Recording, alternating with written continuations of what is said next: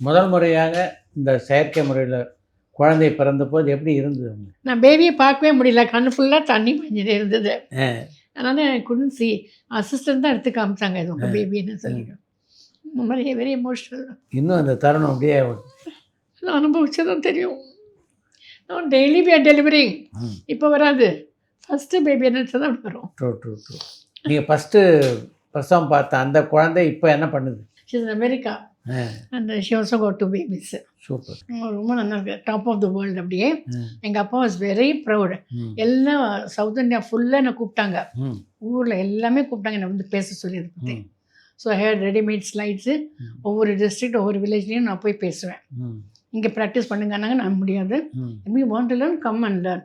We had few workshops சொல்லி கொடுத்தோம் எல்லாருக்கும், இப்படி எப்படி பண்ணணும், என்ன சாமான் வாங்கணும் எல்லாம். I tend economise or anything. All my girls, I have my own lab girls.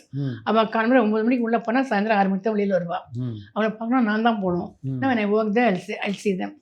My daughter is trained well in that.